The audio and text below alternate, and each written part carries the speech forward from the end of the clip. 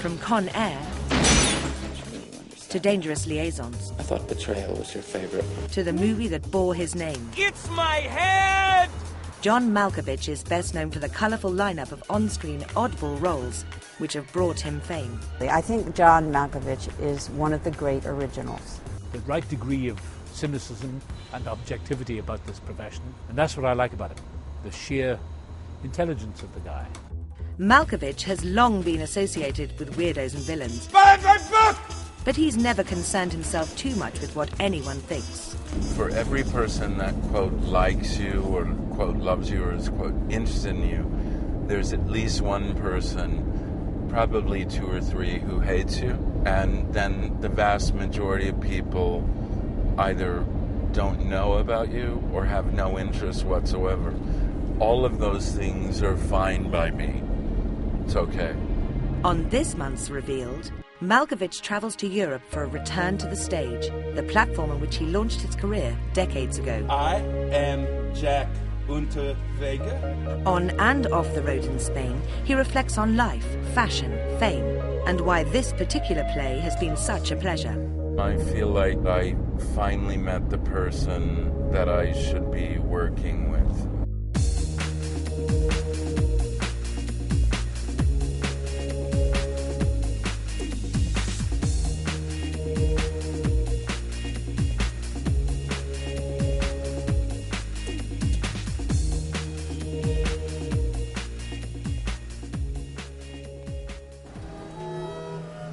John's journey with us begins in Vienna.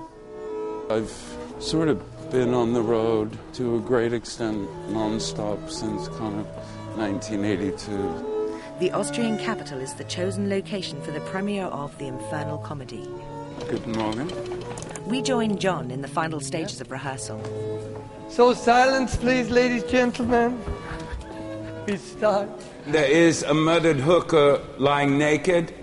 The production tells the true story of Austrian serial killer Jack Unterweger, a legendary character who succeeded in combining a life of crime and murder with glamour and celebrity.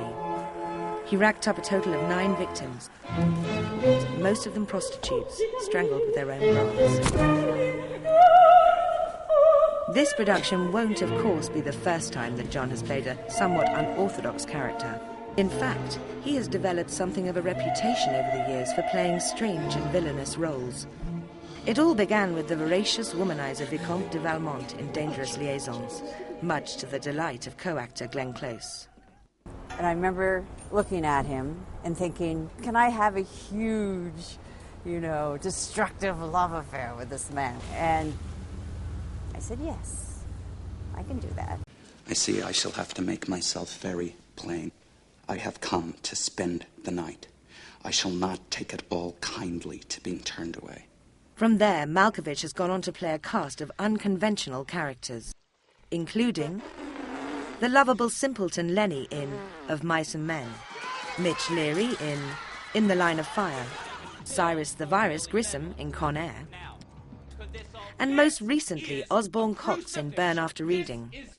A tribute to his ability as an actor lies in the fact that fans increasingly seem to have a problem separating the actor from the man. People put so much mystery into acting. He's just a very, very good actor. It's what people read into an actor's face, that they make up their minds about them.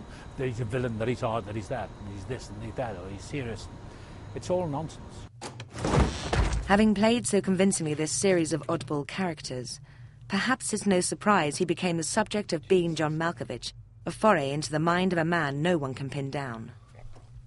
Sir, with all due respect, I discovered that portal. I mean, it's my livelihood, do you understand? It's my head, Schwartz! It's my head! The movie, which clearly pays tribute to his quirky reputation, did little to curb the world's growing intrigue into the man. I think people attach a lot of ideas to people that I don't attach to people. I don't have an opinion about so-and-so. I don't know them. He's such a warm-hearted and reliable man, so that everyone would laugh at you if you think where is this where's this strange Malkovich character? Malkovich!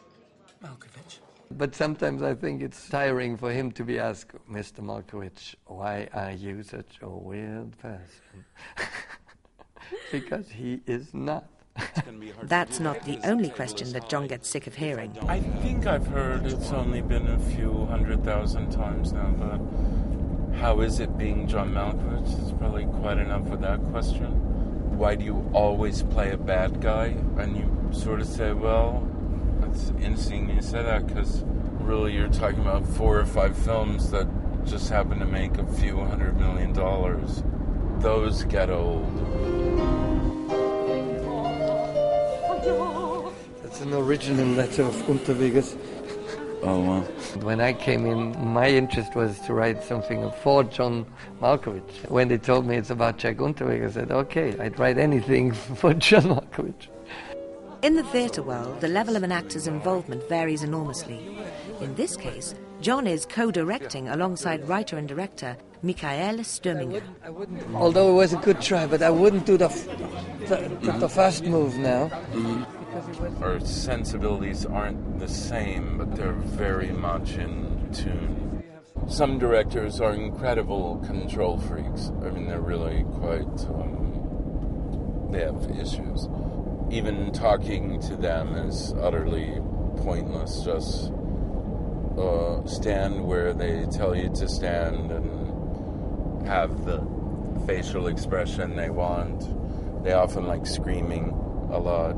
So scream and then, you know, finish the film, check out of your hotel and go home. The story ends with Unterweger's suicide in prison.